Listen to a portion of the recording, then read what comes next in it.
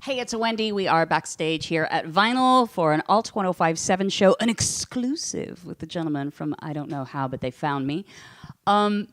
First question, has Dr. Emmett Brown given his approval? We haven't spoken in years. Oh, time travel, right? Yeah, it's tough, but if he ever pops up, I'm sure he'll give that stamp of approval. I don't want you to be in a tour bus. I want you to be like in that train, DeLorean. In the DeLorean, that right? Fit though. We need to I'm 6'3". There's no way that would work. We have to put a trailer on the back of it. Custom. Yeah. You put a trailer on a DeLorean. Well, that's a good look. Hey guys, we made it. No, the only member of that movie that I've ever sort of interacted with is Tom. What's his last name? Biff, basically, right? Yeah, he plays Biff. But he's a really talented comedian and songwriter. really? Yeah, I didn't know about this side of him. He's got a great song that he will do live, all about the questions that people ask him about Back to the Future, and it's called the Question Song. It's hilarious. Of course, I'm sure Tom he gets Wilson. Tom Wilson. Yeah. Okay, recommended listening right there. Okay, so let's get to the real stuff. I wanted to talk to you guys initially about how the band came together. I know you guys are old friends, and you started, working on new music. What was the? I'm sure there were pieces of songs or whatever, but the first song where you were like, okay, I want to play this live. I want to do this. I want to make a commitment. What was the track? Actually, it probably was Choke. No kidding. Yeah, that was the one that sort of really gelled the quickest and was written the quickest, but probably the most challenging to actually get recorded. Because there was no budget for anything. It was all DIY, so we had to piece it together in this friend's studio and that friend's kitchen. And I heard Josh from Bad Flower. Yeah. And this guy's kitchen and exactly. So but that was probably the one. Who I know we just kind of touched on this. There were some other artists, friends of you guys, I guess, or friends of friends that have kind of inadvertently been involved in this project. Bad Flower and I'm a Robot. Tell me about that. I did some writing with Tim Anderson, who was in I'm a Robot, and then Jason Hill from a band called Louis the 14th did. He produced a couple tracks for us, and I'm a really big fan of his work in that band, and really cool to be able to work with him.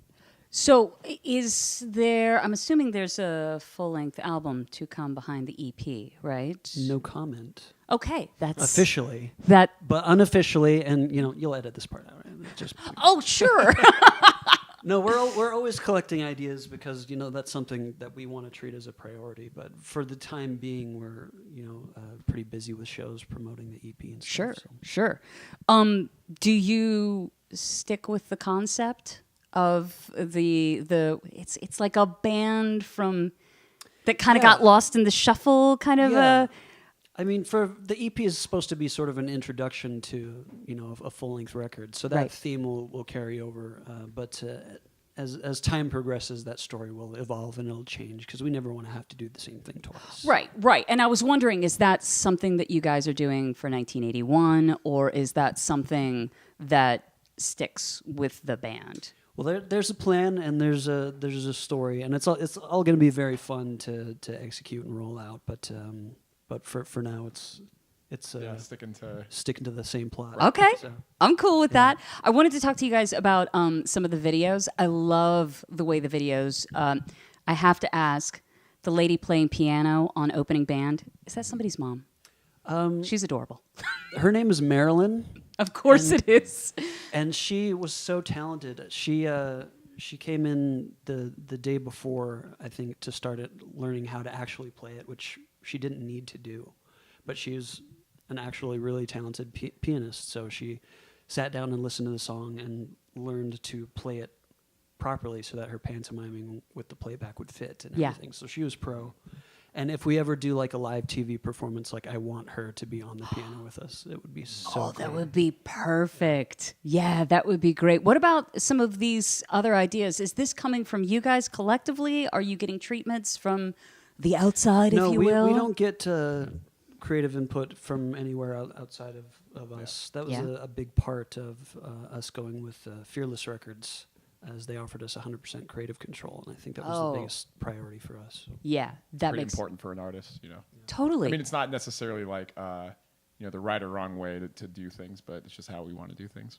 Well, and I think with the experience that you guys have collectively, you're pretty weathered. You know what you want, and you know the fine print, and you know. And that's not to say like we're opposed to hearing input from outside sources, but I think we've both experienced creating something and then having it be fed through and sent through a dozen different people, and coming out on the other end is something that's a little bit diluted, or the message is watered down, or you don't quite like it as much as you did when you initially wrote it.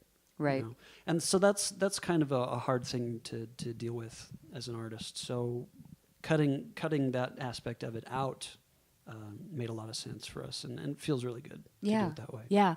Well, in terms of speaking of like frustrations as an artist and everything, I got to go back to the song Choke. I love that it sounds so fun, and then you get to the lyrics, which are absolutely brutal. And I love the dichotomy of that, because I think you hear a song initially and you're like, oh, fun melody. And then like maybe a couple times in, you start to get the lyrics, and then you're hearing the song for the first time again. And you're like, well, this context has totally changed. So where might the motivation for something like that come from? Is this directed at a person, a situation, a whole... I mean, it comes from real life experience, but I'm not really one to ever point fingers and say, this person inspired that. Keep it all friendly. Right. But we all get frustrated and angry and maybe want to do or say things that's what we never actually would do or say. And writing that way just has always appealed to me. A lot of my favorite artists have done it. Elvis Costello is a great example. Yeah.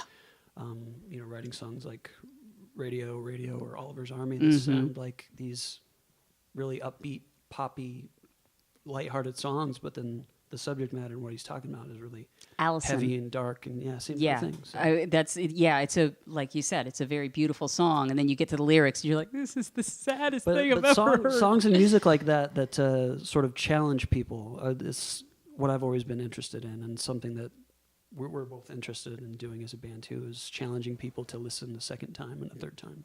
Yeah. I definitely look forward to it. I'm sure you guys, I've heard you talk about the fact that, you put music together and then you kind of go back to it sometimes after you've played it live, and it grows and it evolves. So I get the impression that it's all very much kind of a work in progress for you guys right now. There's not a timeline on anything upcoming yet, so we're not that we know of. No. Anyway, okay. It could all change. But that doesn't mean we're resting on our laurels or anything. We're constantly collecting new ideas and formulating what the next step is. Okay. We're just sort of playing catch up with fans a little bit. But that's a great problem to have. Right. So. Yeah, I mean, the folks that you're going to see tonight are all about it, and we have been excited to see their excitement as well, too. It just feels like a whirlwind, so I know you guys are loving it, and we're really excited for the set tonight, and then to see you back again for Shaky Knees. Yeah, in May. That's going to be awesome. Rad. That's going to be huge. It's going to be a sweat fest, but we're into it, you know? Yeah, I'm really looking forward to seeing Beck's set, actually. Oh. I'm a huge Beck fan. That guy. So. He's so awesome. Well, we appreciate your time, and thanks for having us. Thanks so much. Absolutely, guys. And again, I don't know how, but they found me here at Vinyl. We appreciate your time. Thanks for watching.